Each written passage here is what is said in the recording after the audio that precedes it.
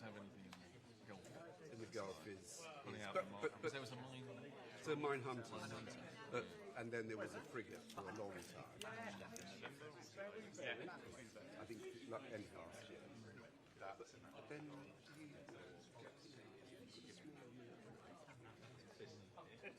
decide you must be the biggest kind of have to make choices. But we should be. Because I've been doing this job before, and going east of Suez, backwards. That sort of yo-yo has always been. I'm sure this is Suez crisis itself. It's sort of mad that a country like that should choose between one. We're a middle-ranking most of our, 20% of our budget on nuclear weapons. I agree with you, but a middle-ranking power didn't have one destroyer altogether. Yeah, but there was one destroyer that was assigned to go with Prince of Wales and carry. Well, you bought 6, I bought 8. Well, no, they were going to buy 12. I know, the Labour government cut it down to to 6, and the Tories didn't reverse that. So. Everyone's been implicit in the same running. Yeah, to try and blame it. I mean, it's blaming on different parties, blaming each other. They've all been this. I'm not sure the voters didn't want to drink payments until recently. The voters weren't interested. So, well, it's apparently Roger Dawes read this telegraph about shadow police. So I said, I said, you're interested about something else, and you won't have time to read it and do it. I'm not doing that. I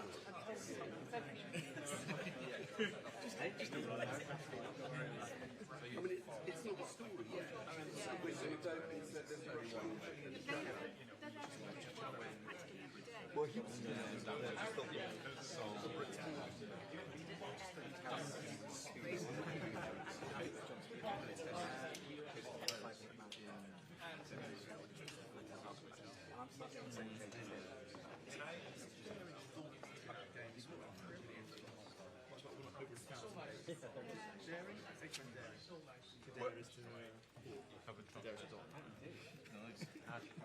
my face is done. Imagine you've got dairy, donuts, and then so yeah, we've done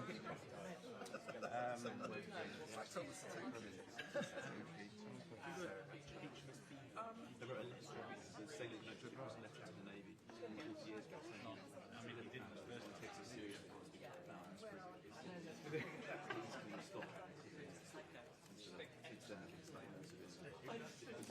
allies weren't taking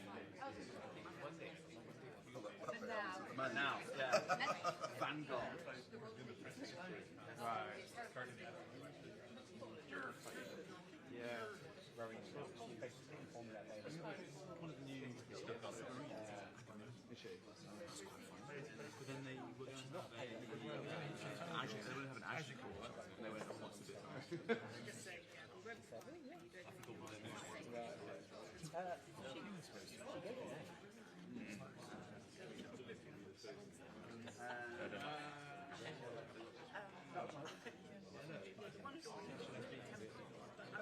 well, no, exactly, because they got really upset. Yeah.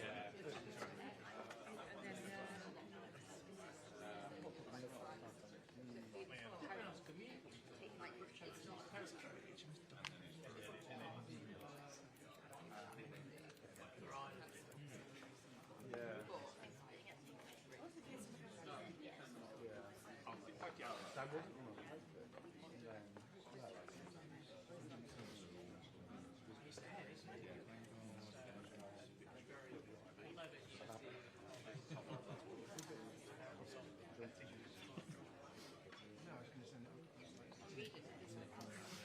Yeah, exactly.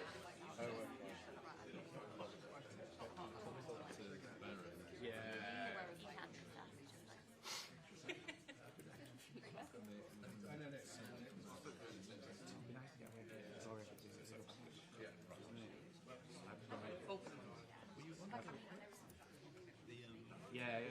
That's interesting.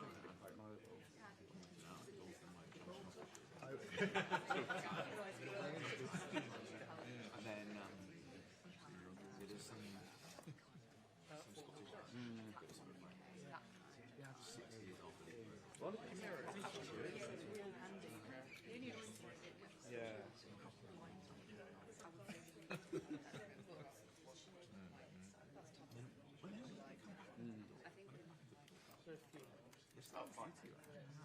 Yeah. And I'm doing that right as well. Yeah, that'd be great. Yeah. I mean, there you go. I would check that. So it's not like, yeah, everybody likes to. Yeah. Right. It's to you. Which you want. Yeah.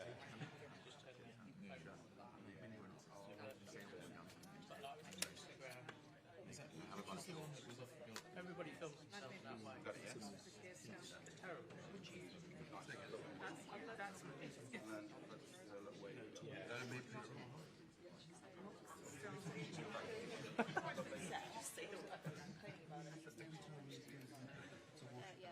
Yeah. I call them best friends. I don't know if that's pushing it, but that's what we are now. So, yeah, they're going on couple affiliations. Well, I can't. Yeah.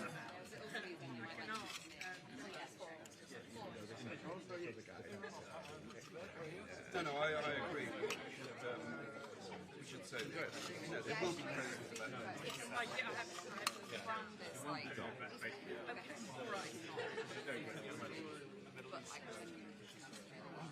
We don't do the program. Remember one? I used to go around. Finish anyway. Well, not having Daniel Fisher. They have me down on one about Tom Cotton. He went out Story last week, and it was meant to be the week before. And Des was like, how's it there? Oh, hi, Eleanor. Is that? Yeah. Oh, Alice, hi. Is it Well, I think if it was the right one, And you're, just who was set up. if you can help with news channels, straight in the job, that's in So the if job. you can say that that really like is attractive to people, they'll like it. So you know they're all. No, I've told them. And your ability to analyze. they are taking it on. Okay, fine. Thank you. Just make sure they get Middle East. Yeah. Let me know if you want to. Yeah, no, thank you. It's fine. That's good. Okay. We've got about 1 minute past. Okay. 1 minute. 1 minute past the hour. It will take a time to find. Not being out Middle East.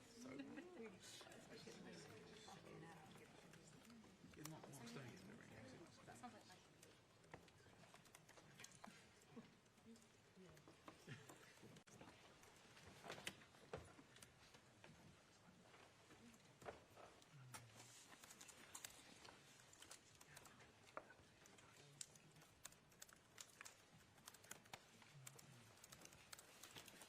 Colleagues, just to ask, when asking a question, would you stand, please, just so we make sure the mics pick you up?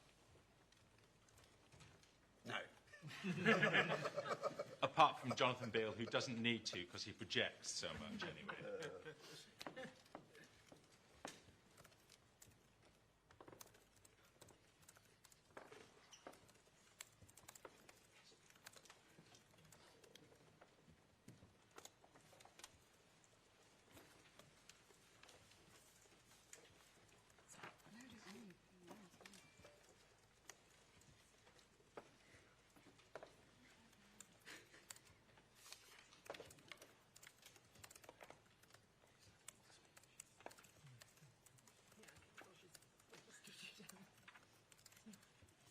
You might come back. Well, of course. Yeah, but on the right. Yeah, on the right store. And we are leaving. So we're getting back to Yeah, I mean, there is an iBike outside in case the one is we should get back. The one will be back. The one sell out of Salford. They prefer to only. I was too fresh. It's a line. It's not. Let's see. It may be dropped.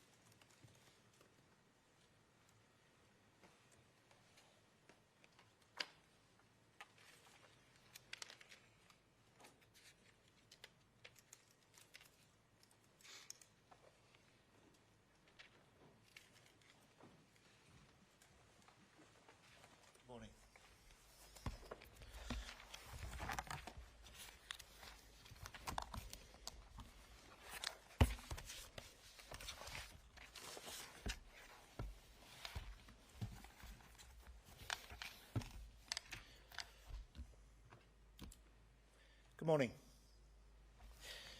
Let me begin by thanking all members of our armed forces for their professionalism and for their dedication. Right now we've got sailors, soldiers, aircrew protecting us under the most demanding circumstances, and not just in the Middle East, but in over 30 current operations around the world. And their efforts are often unseen, but they are never unappreciated by the British public. And today, I want to talk about one such operation. Today, I'm revealing details of a recent military operation undertaken by Russia. And in doing so, I'm doing this to expose the continuing Russian activity that threatens us in the UK and to highlight our constant readiness to respond. In the last few weeks, while the eyes of many were trained on the Middle East, the UK, in partnership with Norway and other allies, have responded to increased Russian activity in the Atlantic north of the UK. This operation involved a Russian Akula-class attack submarine and a concurrent deployment of 2 specialist submarines from Gugi. That's Russia's main directorate for deep-sea research. And last November, I outlined how these Gugi units, including the spy ship Yantar, are vessels directed by President Putin to conduct hybrid warfare activities against the UK and our allies, specifically around critical undersea infrastructure. And for the first time today, we're releasing images of the Gugi base and of these vessels. They're designed to survey underwater infrastructure during peacetime and sabotage it in conflict.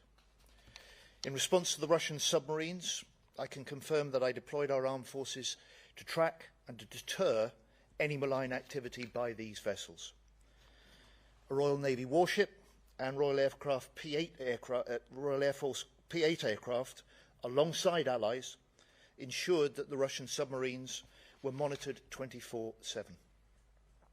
The Akula submarine subsequently retreated home, having been closely tracked throughout, and we continued to monitor the 2 Gugi submarines in and around wider UK waters. Our armed forces left them in no doubt that they were being monitored, that their movements were not covert, as President Putin planned, and that their attempted secret operation had been exposed. Those Gugi submarines have now left UK waters and headed back north. And this operation, which lasted more than a month, has now concluded. Our aircraft flew over 450 hours. Our frigate covered several thousand nautical miles, and 500 British personnel were involved in the response.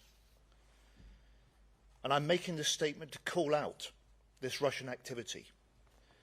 And to President Putin, I say, we see you, we see your activity over our cables and our pipelines, and you should know that any attempt to damage them will not be tolerated and will have serious consequences.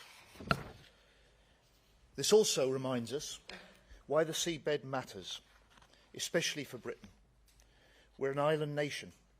Connection is everything, for our economy and for our security. And beneath our waters lies a vast network of cables and pipelines on which our way of life depends. Half the gas that heats our homes, 99% of international telecoms and data traffic, trillions of pounds of global trade each day. And for all the reasons that make the seabed matter so much to us are the reasons that make it the prime target for our adversaries. The UK's undersea network is highly resilient, but the threats are increasing, and so we're stepping up our action to defend it. We're providing an extra £100 million for our vital P-8 submarine hunting aircraft. We've launched the Atlantic Bastion programme to combine the latest autonomous technologies with the very best warships and aircraft to create a British-built hybrid naval force. And we're making the biggest sustained increase in defence spending since the end of the Cold War, putting an end to the years of hollowing out and underfunding we've had under previous governments. Our Strategic Defence Review confirms that the UK faces, and I quote, growing Russian aggression in all domains. And the High North is no less vital to our UK security today than it was when the current conflict erupted in the Middle East. Putin's covert operation failed because this government is delivering our first duty, protecting Britain. Our resolve to track, expose and confront the Russian threat remains absolute.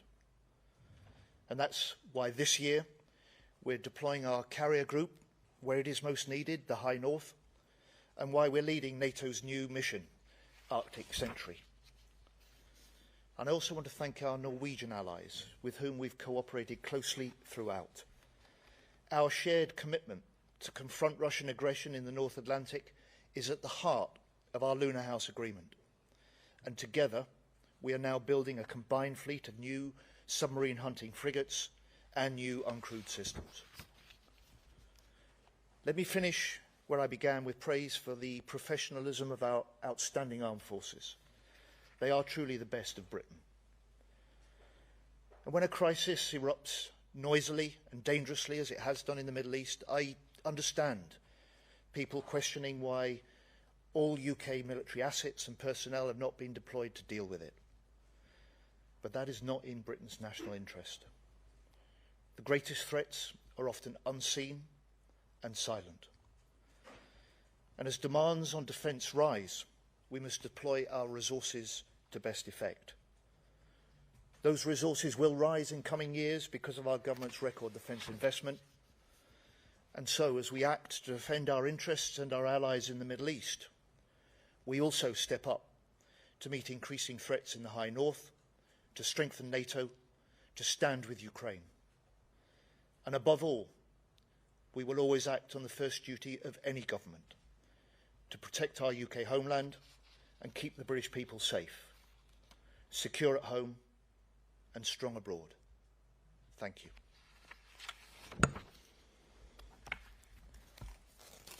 So I can take questions now, if I may. And the first I've got is Johnny Beale, BBC. Thank you, Secretary. Could you just explain to us, I wasn't quite clear what you think the submarines were doing. I mean, we have submarines in the North Atlantic. What exactly are you saying these Russian submarines were up to, and what evidence do you have? You've given us the base, but you haven't told us what exactly they were doing. So if you could elaborate on that, I'd be grateful. And then also, just turning to the Middle East, if you forgive me, I just wondered whether you think this ceasefire can hold, especially with Israel continuing to target Lebanon, and with Iran saying that the Strait of Hormuz is their territorial water, and essentially they will decide who goes in and out. Thank you. Thank you. We welcome the ceasefire. We want it to hold. We will do our bit to try and strengthen it. We condemn the escalation in Lebanon. We want the Israel-Lebanon conflict to be brought within the terms of the ceasefire, because we want to see greater stability return to the whole of the Middle Eastern region. On the operation I'm setting out today, this was over a month where we and allies tracked every mile of the Russian subs. We recognised the Akula attack submarine as a likely decoy to distract us from the Gugi submarines. We watched the Gugi submarines as they spent time over critical infrastructure relevant to us and our allies in the North Atlantic. We watched them. We were able to track them. We dropped sonar buoys to demonstrate to them that we were monitoring every hour of their operation. And because we were watching them, we wanted to ensure that we could warn them that their covert operation had been exposed and reduce the risk that they may attempt any action that could damage our pipelines or our cables. And I'm confident, we have no evidence that there has been any damage, but with allies we'll ensure that this is now verified. And the message to Putin is deliberate and it's clear. We see you, we see your activity over our pipelines and our cables, and we will not tolerate any attempt to damage what our way of life and our modern way of life depends on so much. Shahbam Khan, ITV. Shihab Khan, ITV News. Just then you mentioned that you're confident there was no damage, but that still needs to be verified. You also mentioned when you were talking that there would be consequences for Russia and President Putin if this were to happen again. Can you elaborate what the consequences would be and what would be the reaction if you were to find that there was damage? And please forgive me, there's a second question from me as well. Considering there is now increased demand on military capabilities, not only because of the threat in the Middle East, but also, as you've mentioned, because of Russia. Are you concerned about our military capabilities, and do we have enough resource to deal with the threats that are happening across the world? So, we, having watched, monitored, tracked, we also have the ability to step up responses to the Russian incursions into our wider waters, and these were our wider waters in and out and around our exclusive economic zone, just to be clear, not our close by shore territorial waters.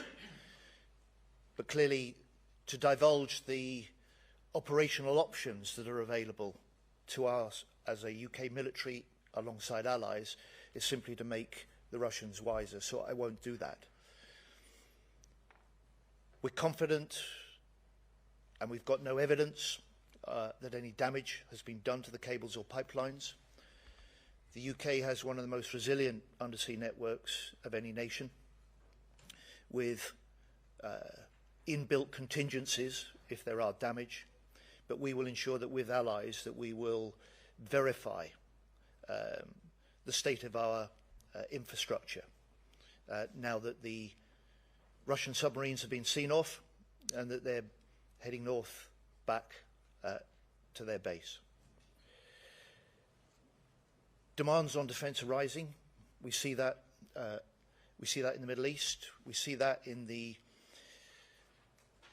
more direct threat that we continue to face from Russia as the UK, but as a member of NATO.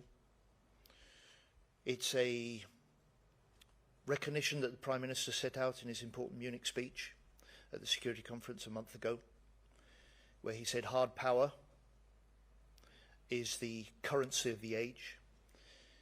And he recognised first, quite rightly, that this is a government that is spending more on defence now than ever before, that has increased defence spending since day one of coming into office, that this Parliament will spend £270 billion on defence.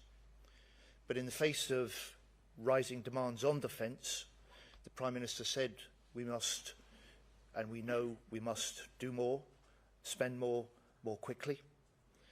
And that is exactly what we're doing. Next year, we will hit a level of spending in this country that has not been seen since 2010 was Labour was last in government.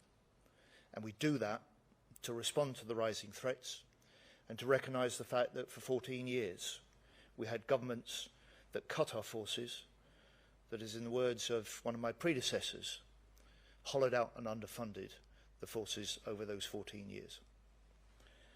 Deborah Haynes. Deborah Haynes, Sky News. Just on the timing of this operation by Russia, do you think that it's deliberate, that it took advantage of the fact that there was conflict in the Middle East to try to launch this sabotage potential operation against us? You talk about how you're seeing them, but why didn't you stop them? Why didn't you shoo them off the critical infrastructure? And then just finally, obviously we're seeing the Russia threat. There's conflict in the Middle East. There's war in Ukraine. There's Donald Trump mocking the UK's diminished military capabilities and threatening to withdraw the US from NATO. Yes, defence spending is increasing. You're talking about this 2.6% by next year, though obviously it's only 2.5% on core defence.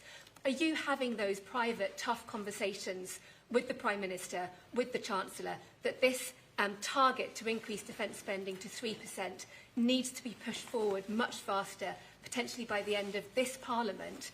And if you're still meeting hesitancy and reluctance, are you considering your own position, given how passionately you feel about the need to rearm and get ready?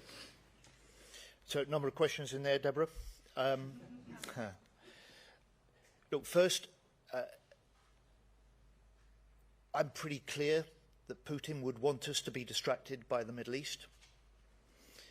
And what I'm setting out today demonstrates that we are not just exposing his covert operation, but we are saying to him that we recognise Russia as the primary threat to the UK and to NATO, and that we will not take our eyes off Putin, whilst at the same time we act to protect our British interests and our British allies in the Middle East. And on the question of this government's commitment to defence, I would just say to you, look back at the speeches that the Chancellor has made. She has quite rightly argued a strong economy needs strong national security. Look back at the £8 billion we're now spending each year on defence, above the level of the last government's last year in office. Look at the commitment the Prime Minister is making to completing the Defence Investment Plan. The recognition that, as I said at his Munich speech, he said hard power is the currency of the age. But alongside that, look at his record and the UK's record in this 20 months since the election, where you've got this combination of strengthening hard power, strengthening allies and alliances, and conducting sure diplomacy. And it's that hard power, strong alliances, sure diplomacy that is a way of making Britain safer, and our mission to make Britain secure at home and strong abroad. Can I come to Jerome Starkey, the Sun?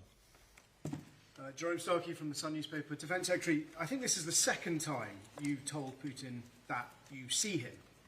The last time was when you surfaced a submarine close to the Yantar.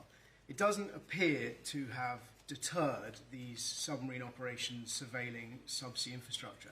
And the concern is, of course, when he looks back in your direction, he might see a navy that has 5 of its 6 hunter-killer submarines stuck in port, and the other one was in Australia, has now sailed. A Type 45 destroyer that took 3 weeks to get to Cyprus in response to a foreseeable security emergency. What are you doing to make sure that you know, for all the credit you give the armed forces personnel, but to make sure that they have the resources, the infrastructure, the kit that they need to do more than simply watch? And I'd point out that the DIP, the Defence Investment Plan, this key document to set out what you're going to invest in, continues to be months behind schedule. So first, I'd simply say to you, Putin's purpose is secret operations that remain undetected over our critical infrastructure. We've exposed those covert operations. We've made clear to him and his submarines that we've watched them every step of the way, and that were there to be any damage to our cables or pipelines, we would hold him responsible.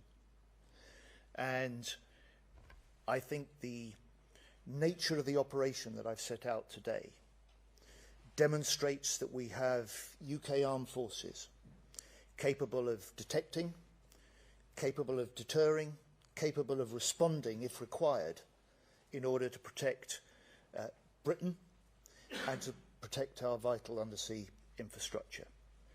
and that we have a government here and a military that, despite our commitments, quite rightly, in the Middle East, will not take our eye off Putin, that recognises and responds to the fact that our primary threat to the UK and to NATO remains President Putin and Russia. And on the question of our Navy, I think this, and our forces, I think this operation demonstrates two things. First of all, just how capable it is of complex operations alongside allies. And secondly, that very often that what they do is not visible. And so I'm proud of what they are. I'm proud of what they do. I'm proud of the operation that I'm able to set out today. And of course, no one's pretending that over the last 14 years that the Navy's not been hollowed out, that the last government cut the number of warships, cut the number of mine hunters, delayed the renewal of our nuclear deterrent, and we can't turn that round as a relatively new government overnight. But we're spending 300 million more on shipbuilding. We've doubled to £4 billion the amount we're spending on autonomy. And despite the DIP still to be completed and published, which we will do as soon as possible, this is not stopping us getting on with the job.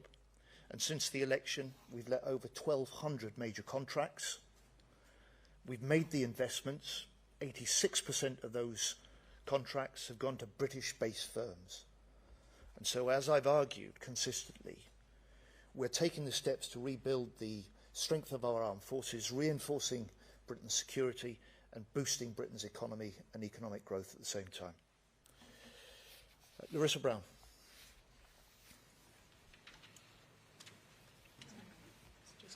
Oh, sorry. What type of cables and pipelines were the Russians looking at? And why are you letting the Russian flag vessels go through the channel when you said that you were going to stop that happening? And just very lastly, Pete Hegseth has suggested that allies such as the UK should be taking lessons, taking notes from Israel. Are you doing that? Thank you.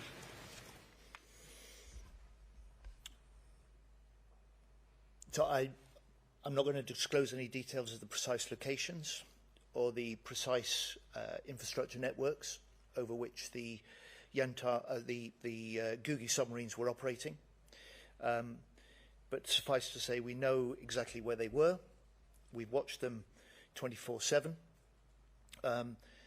We have no evidence or reports of any damage, but we will ensure with allies that that is properly verified. Secondly, the point you make, Larissa, is a way of reinforcing the argument that I'm making. Despite all eyes being on the Middle East, despite the fact that we've reinforced our ability to defend our British interests, bases and allies in the weeks ahead of the conflict breaking out, and reinforced it further as we've seen the extent of the widespread retaliation from the Iranians, nevertheless, our military is also defending the homeland, reinforcing the deterrence and defence of NATO, and, as you'll see next week when I chair the UDCG, standing firmly with Ukraine. And on the warships, this is essentially making the argument that whilst all eyes may be on the Middle East,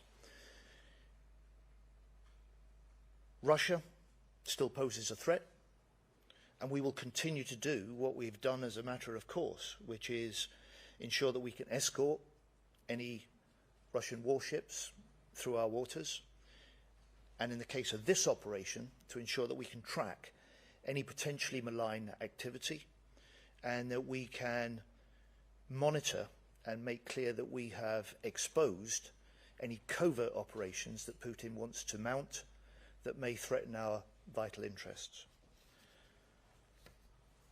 Tony Diver, Telegraph. Thank you.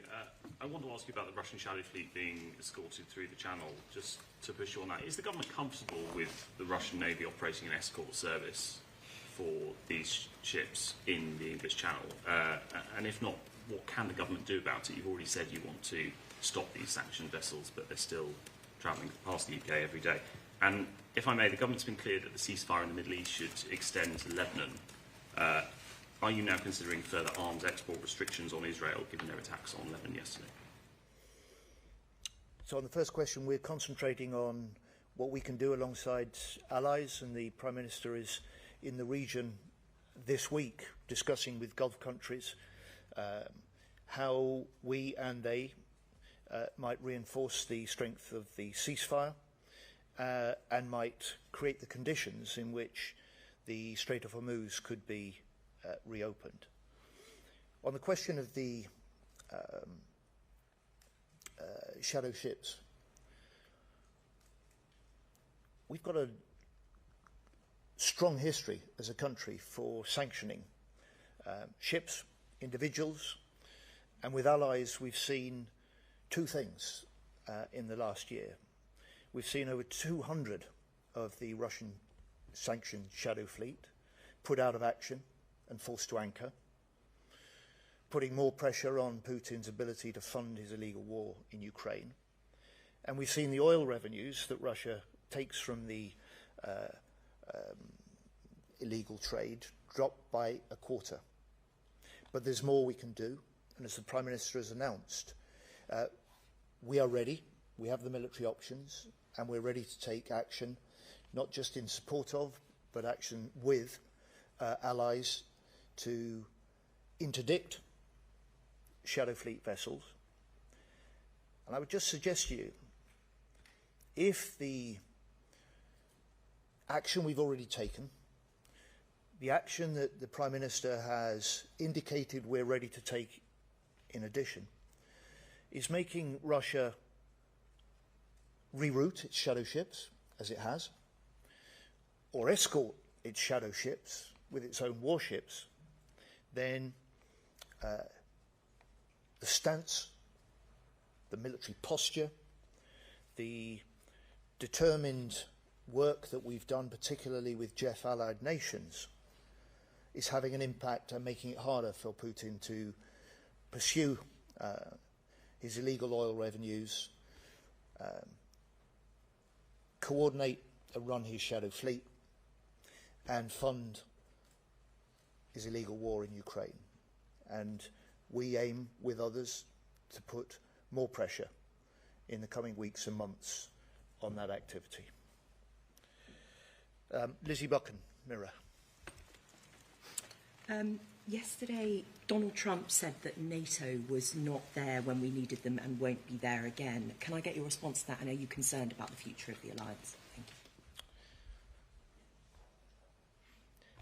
you. First, I'm really not going to comment on social media posts. What I can reflect on are the conversations that I've had with his Secretary of War, Pete Hegseth, both one-to-one and when I sit next to him at NATO defence ministers. He's clear about the US, that they remain totally committed to NATO and to Article 5, but equally strong in requiring European NATO nations like the UK to step up on Ukraine, which we have, to step up on defence spending, which we have and we are, and step up also on European leadership within NATO. And that's in many ways exactly what we're doing with this operation. We're demonstrating and dealing with allies threats to NATO's northern flank and reinforcing the deterrence and the defence of our NATO alliance with this operation, where the threats are greatest, which is from Russia and in the High North. Michael Shear, New York Times. Defence Secretary Michael Shear, New York Times. President Trump has mocked the British Navy, calling them toys and old and decrepit. I wonder if you think this operation is a sort of response to that, and what do you think the members of the British Armed Forces would want you to say to President Trump about that assessment by him? And if I might, on Iran, what do you and the government think of the president's proposal, if you want to call it that, for a kind of joint U.S.-Iran toll booth in the Strait of Hormuz? Well, we want to see the ceasefire reinforced and strengthened. We want to see it extended to Israel and Lebanon. And we want to see a Strait of Hormuz that remains open and free, consistent with the long-established laws of international navigation, without any sort of tolls for passage. On your first set of questions, I like to let our actions, rather than our words, speak for themselves. And I would just say about our carrier, I reject the descriptions that have been levelled against them. Our carrier completed an 8-month tour last year of the Indo-Pacific, in which it led ships of 14 other nations during the period of its operation, including the US. It meant that it is now, because of that operation, fully certified as NATO's flagship, and that is the role that it will now play as we deploy it to the High North. And I think our operation that I'm setting out today reinforces the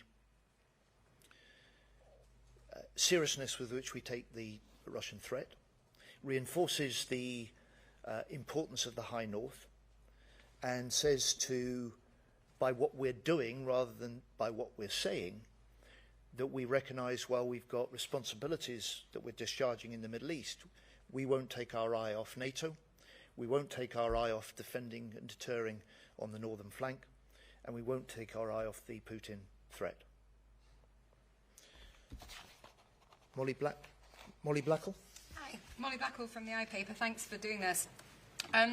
On this operation, you said that if there was damage, Putin would have been held responsible. How can the UK hold Russia responsible, you know, if they do take action to actually cut cables or damage them in the future? What capabilities do we actually have to respond to this if it was happening, rather than just track it?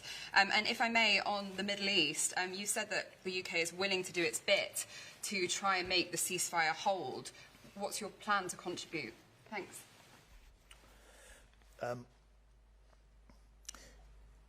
Molly, I gave an answer to your first question earlier on, which is that you see a glimpse of what I've set out today of the British Armed Forces' ability to detect, to deter Russian malign activity that may threaten our undersea infrastructure.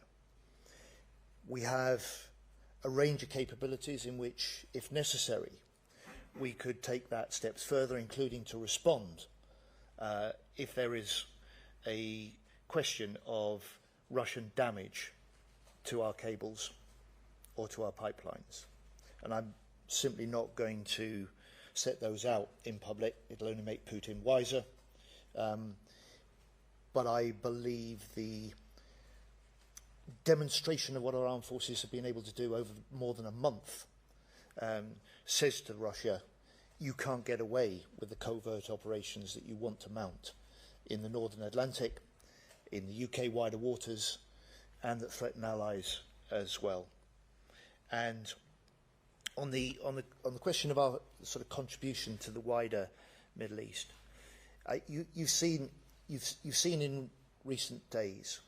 You saw last week our Foreign Secretary convene over 40 nations to try and develop a common understanding and consensus about how we can reinforce a ceasefire, how in the context of a ceasefire we can work together to ensure that the Strait of Hormuz is reopened to commercial shipping, with the confidence that commercial shipping must have, that it will be allowed free and safe passage. You've seen this week our military planning HQ convene 30 nations, looking at the potential military options that could reinforce the conditions of a ceasefire and a free and open Strait of Hormuz. And you've got the Prime Minister this week out in the Middle East talking to Gulf allies about exactly how Britain can work with them and with other allies to reinforce that drive to see stability restored to the Middle East, peace restored, and the long-term protection and security that we have to have restored also for our British interests out there in the region. Peter Walker. Hi, John. Thanks very much. You were very clear that you think the Russians took this action because of the distraction of the Middle East. The distraction came from a conflict which the UK government accepts was launched by the US without a plan, without an outcome. Everybody knows that basically Russia seems to be emboldened by the fact that Donald Trump is unpredictable, at least in what he says and sometimes in what he does. Is that a fair assessment to say that your job is made more difficult because Putin can take advantage of the chaos caused by Trump? And on a kind of parallel point, is the Prime Minister's role in the Middle East now similar almost to his Ukraine role in being an ally and someone to kind of negotiate things where allies can actually believe what he says and know he won't change his mind the next morning? So Putin would have wanted us, I expect, to be distracted.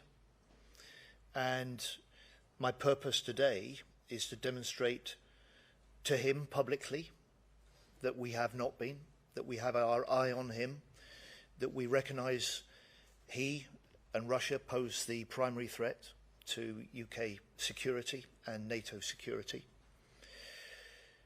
And we also know that Putin and Russia were linked with Iran before this current round of conflict erupted, that Russia was likely sharing intelligence, that was training Iranian forces in drone technology and drone tactics. And we've seen the way that what Russia is doing to attack Ukraine is reflected in many of the ways that Iran is threatening and attacking wider Middle Eastern countries. And then finally, on the question of what now,